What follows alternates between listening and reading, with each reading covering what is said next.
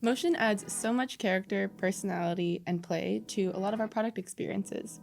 From our research, we found that 85% of Figma users are already designing with it or want to. So today we're so excited to say you can finally build motion in Figma. Yay. We're gonna walk through 3 ways to add motion, how it works with design systems, and then how to export. First up, let's try adding motion through prompting with the agent. I'm gonna select the sign up page and I'm gonna ask the agent to add motion. So let's say, hey agent, can you bring the product carousel to life by adding a swipe animation? All 3 cards should slide left and right as if a user is flicking through them, with the center card slightly scaled up to show it's in focus. Keep it smooth and mysterious. All right, cool. Let's let that work. And while that's working, I'm gonna move us back to our file where we now have a couple of different frames here for another page where we have a few cards. And you can see here, we have a number of different things we could animate, but let's try to animate this moon and stars. So I'm gonna zoom in here, and the first thing I'm gonna do is maybe add some rotation to the moon, and then maybe add some kind of like the star, make the stars breathe a little bit. So I'm gonna select the layer that I wanna animate. I'm gonna select the moon, and I'm gonna flip into our brand new motion mode. And now I'm in motion mode, and you can see that a timeline has popped up, and now we can actually add motion. So the first way we're gonna do this is by adding an animation style. I'm gonna come up here to the right props panel, and you can see we have a new animation section. I'm gonna hit plus, and now we have a number of pre-made or preset animation styles that we've put together. So let's do a rotation. Let's have it move clockwise, and then let's do maybe a 30-degree rotation, and it'll rotate in. And then maybe after the rotate in, I want it to rotate back out. So let's go back here and we'll have rotate out, and we'll add a 30-degree, let's do counterclockwise this time. Cool, so let's actually see how that works. Nice. Very twinkly. All right, let's add some movement to the stars now. So I'm gonna select all 3 stars at the same time, and I can actually bulk animate these. So I'm gonna come back to our animation style, and I'm gonna hit, let's have the scale, and let's have it scale out by, let's say 140%. So I'm gonna have these added to the timeline. You can see all of them here, and I'm gonna actually select all of them and move them. I'll have them scale in.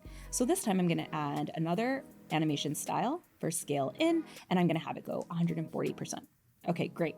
So I can now on the timeline kind of drag and move these as I want to. So maybe I want them to stagger in, and so I can kind of move them slightly this way and kind of have them all come in at different times. So now if we actually watch the whole thing, we can see what it looks like. So let's see, let's preview.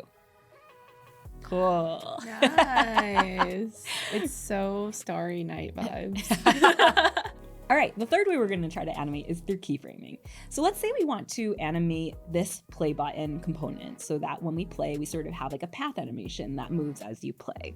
So I'm gonna select the layer that I wanna animate, and I'm gonna come over to the properties panel. And now you can see that all of the different properties that we can keyframe actually have this new stamp here and kind of indicate what can be keyframed. So I'm gonna hit specifically the keyframe for the path trim end, and I'm gonna make this value 0. And then maybe at like 500 milliseconds, I'm going to have this be at 100. And we should probably see what this looks like, and hopefully it's what we're looking for. So if I press play, we can see a really cool play looping animation. And what's even cooler is that now that we've animated this component, every single instance of this component, such as this media player that has the play button, actually has that animation. So now you can see it's directly copied over. So when I play, we have that animation directly into the screen, which is really cool. Everything that's keyframeable will show up in the properties panel. Great, okay, let's see what the agent created. Nice. Ooh, I like that. Wow. Good job, agent. So what's really cool about prompting for motion is that once the agent actually adds motion, you can see that all of the motion is actually in the timeline. So everything is keyframed. And if I wanted to, I could actually edit directly by adding or changing or editing what's here. So it's a really cool way to get started with motion, or maybe to tune up motion. One thing that we learned in research is that motion really needs to be systematic.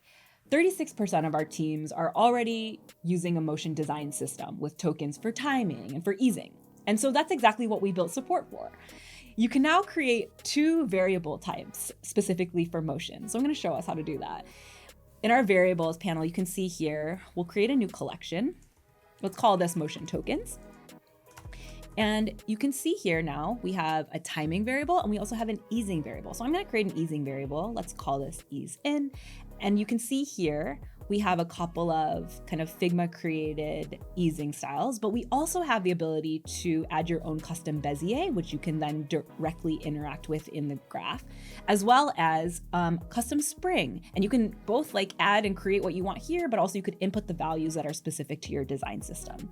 Once we've created this variable, we can actually just go and apply them in the same way that we would do this anywhere else. So for example, if I wanted to apply the easing variable that we just created to the moon, for example, in the rotation, I would select the moon rotation that we have here. And what I could do is in the panel, I can now actually apply the variable specifically. So you can see here, I can select easing, and now my rotation should be design system compliant. And that's just the beginning for design system support. We have so much more coming, so stay tuned. So before I hand this off to devs, Kelly, can you take a look? What do you think? Yeah, so I left some comments when you were adding the motion, and specifically over here, I called out this timestamp where I think we can make the stars and stay a little bit smaller just to emphasize the twinkle. What do you think? Yeah, that's great. And it's really helpful that it maps it exactly to the timestamp. Yeah, I just put it on the timeline where we want that change. Well, this is all looking awesome. Thanks, Priscilla. But I think I have some ideas for how we can reposition some of these cards and possibly add a little bit of dimension to this world of astrology. So I'd love to explore some positioning changes. I'm gonna actually go over to my effects panel and apply the new 3D transform to this card so that we can change the perspective and dimension a bit to make the cards look more spatial. So right over here, I've applied my 3D transform effect, and I'm just gonna play around with this cube until I get the desired spatial look that I'm looking for. So right away, we can see that this card is being transformed in the X, Y, and even Z axis so that we can get that sort of realistic card tilt effect. I'm going to do the same thing with my back face of this card and apply the same amount of rotation. Awesome. So I can even take this a step further and take this flat card layout and make it look like it's fanning out, almost like I'm a fortune teller trying to give you a choice of the horoscope cards. So how I would do this is I'm going to select all of these cards and add a little bit of a negative gap to make them look like they are all stacked. I'm going to recenter that, and then I'm going to apply my 3D transform just like I did with those individual cards. And how cool is that? They're all like kind of rotating and they look like they're in 3D space. I can adjust each axis individually to get the exact desired fan out effect that I'm looking for. Well, this is looking pretty realistic, but what will take the realism even further is if I could add perspective to the container. And what perspective will do is it'll help us maintain the focal distance of these cards, almost as if I'm viewing all the cards in the same point of view. So if I drag out the perspective value here, you can see that the cards are kind of fanning out and almost like I'm moving closer and farther away from the object. By the way, all these properties are mapped to CSS, which is really powerful. And just like that, these new 3D transform properties gave me exactly the spatial effect that I was looking for. What do you think? Looks amazing. Awesome. Now that the cards are positioned in 3D space, what would really bring this to life is animating the experience. I want to make it actually feel like you're choosing a card from this fanned out stack, and that's why I'm really excited for 3D transforms to work seamlessly with motion, especially using those techniques that Priscilla just showed us. So I actually just created this effect prior to this jam, which is all the way over here, and it kind of demonstrates exactly what we've been describing, which is fanning out the cards, moving the camera through the cards, picking that card and flipping it over. And I think it's really cool that we can create all these experiences in Figma. So now we're ready to export. I'm gonna head over to maybe this frame that the agent helped us build and go over to my export panel where now we can see there's a new animated tab for things created in motion.